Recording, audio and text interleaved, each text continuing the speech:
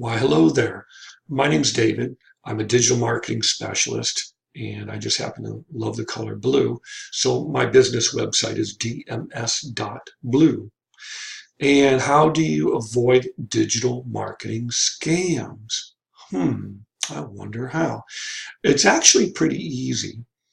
In the context of, if we look at it from the perspective of the potential client or the business owner, how do you avoid digital marketing scams? Well, the first thing you do is you have to attach a value to digital marketing. The problem is it's very technical. So it's really hard for business owners to really see the depth of what they're getting involved in. It's not buying a product, it's initiating a service that will bring in more leads, more referrals, and more business, and make your phone ring with new leads, and so on. So you're starting that as a service. You're not buying something. That's a very important distinction to make. So how do you avoid digital marketing scams? The same way you avoid going to a doctor or a dentist or a mechanic or a plumber who's going to rip you off. You want to look for professional affiliations. You want to look for professional memberships. You want to look for testimonials and references from real verifiable people, and ask for references if they don't have them on their website, and most won't. You want to see a portfolio of live current sites that you can look at and see. You want to be able to talk to them about SEO.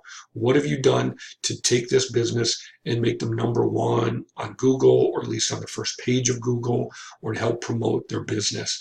That's what you want to focus in on, instead of, I don't need a website, or how pretty is it, or how cheap can I get it? You want to look at those, and you want to look at digital marketing in terms of achieving real business objectives. Now, from the perspective of a digital marketer, how would I avoid scams? Well, I've been around for a long time. I don't get involved in them. From my perspective as the digital marketing specialist, I typically don't work with a business unless they're really a business. If it's an idea, there's nothing for me to do.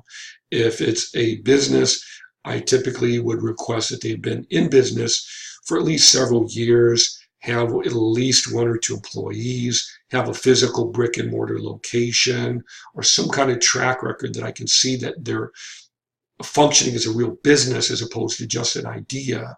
They need to have made some money, engaged in advertising before at least one time, so that there's some kind of context, that they understand what marketing is, how it works, how to set aside a budget, what to do if your phone rings, things like that, which you'd be very surprised that a lot of small businesses and startups and entrepreneurs or entrepreneurs don't have.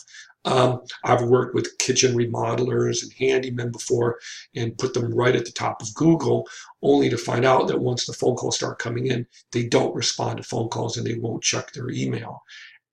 That's fine for them, I guess, if that's what they want to do. But from my perspective, it's very disheartening, because you're creating something of value for them and they don't really know what to do with it and they don't want to receive it. So how do I avoid scams? Making sure that whoever I talk to or work with is vetted and they meet certain criteria. And as for you guys out there in Webland, make sure that digital marketers have experience, testimonials, references that you can verify, live sites, professional associations, some kind of experience. Having no experience, never worked at an agency, for at least a few years, you're setting yourself up for failure. You want to hold digital marketing people and agencies accountable for making your phone ring and bringing in new business. They should really care about that. And obviously, I'm very passionate about it. So anyway, if that answers that question, if you out there in Webland, wherever you are, if you want to learn about digital marketing, look me up at dms.blue, and you can also call me at 424-DAVID01. I hope that this information is helpful, and thank you. Everybody have a great day.